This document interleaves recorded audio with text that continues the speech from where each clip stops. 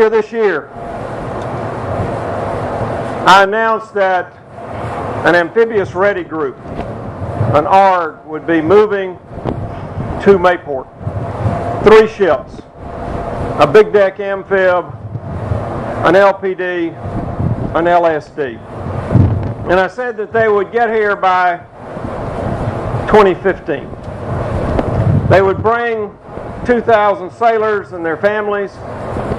They would also bring a lot of jobs here, because those 3 ships will take about $75 million a year for maintenance and repair, work that can be done here at the waterfront, Mayport, and the Jacksonville area. Well, today I'm here with 2 very specific announcements. Number 1 are the names of those ships that are coming. The USS Iwo Jima, the big deck amphibious ship.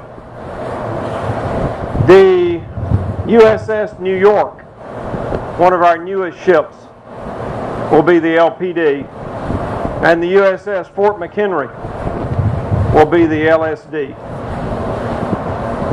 Now,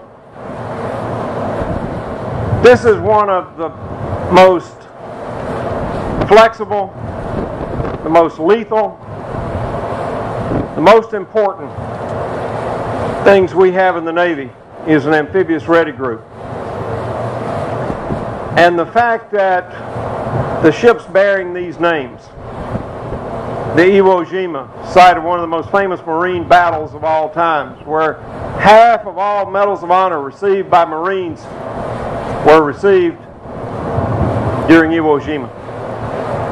The USS New York, which has 7 tons of steel from the World Trade Center in that ship, symbolically the coming back of America after 9/11, and the power and the strength of this country is represented through that ship.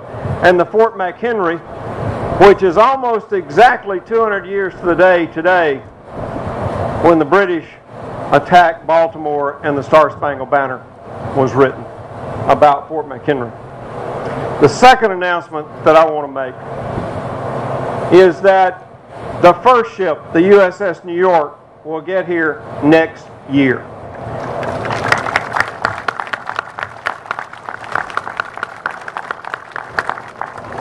The other 2, the Iwo Jima and the Fort McHenry, will get here in 14. So you'll have your whole ARG here by 2014. We're not going to wait to move these ships to the first coast, to Mayport, to Jacksonville. This shows a couple of things. Number 1, how important Jacksonville and the Port of Mayport are to the Navy. And Naval Base Mayport is to the Navy. Number 2, because we are retiring frigates because they've reached the end of their service life, we've retired 2 in February. Bringing this ARG in now will mean that shipyard workers, suppliers, people whose livelihoods in this area depend on having these ships and their families here, there won't be a gap. There won't be a gap in how many ships we have here. And third, by 2020, the number of ships in Mayport will have gone up from the number of ships that we have in Mayport at the beginning of this year. Mayport, Jacksonville, both the Naval Station, the Naval Air Station here are crucial not only to today's Navy, but to tomorrow's Navy and to what we do as a Navy. Dispersing our ARGs, dispersing our fleet is important.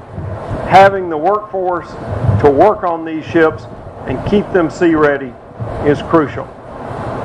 You can see from what we're doing in front of ships like the Philippine Sea, but also in bringing our new P-8s into Mayport as the center of excellence for P-8s, just how crucial this place is. Thank you for making the trip to Jacksonville. I think that shows the Navy's continued commitment to our community. And I also want to agree with him that our bases here in this region, NAS, Jackson, Mayport, as well as Kings Bay, are vital to our national security today, and they're also going to be even more vital in years to come. But in particular, I want to thank the Secretary and thank the Chief of Naval Operations for following through on a commitment. You don't always see that in Washington, but when I was told in February that a host of new ships were going to come to Mayport, I simply asked the Secretary and the CNO if they would review the plans, take a look, because I felt like that the industrial base here in Mayport and Mayport itself were ready for the ships to come now. And I didn't have to do any convincing because the facts speak for themselves. The fact that Mayport is a gateway to the Southern Command, the fact that we have an industrial base here that has a proven track record of making sure that all the ships are in tip-top shape, and the fact that the facilities here at Mayport are some of the best we have in the Navy. And so that's why we're here today. I sure appreciate the announcement that he's made. He's been a friend of mine, and I look forward to working with him. The First Coast here clearly is important to our national security, clearly going to be more important, so I look forward to working in the days ahead to do the things here in Florida, do the things in Washington that are in the best interest of the Navy. So again, Mr. Secretary, thank you so much.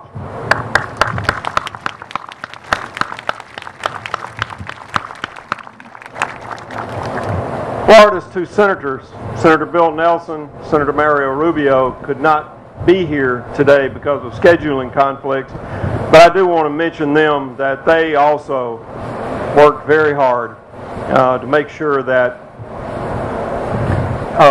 that this naval base and all the bases in this region are protected and enhanced. And I would like for one of our great partners, the Mayor of Jacksonville, to come up here. We've been working with Mayor Brown on this and several other projects. And Mayor Brown, please come up and say a couple of words.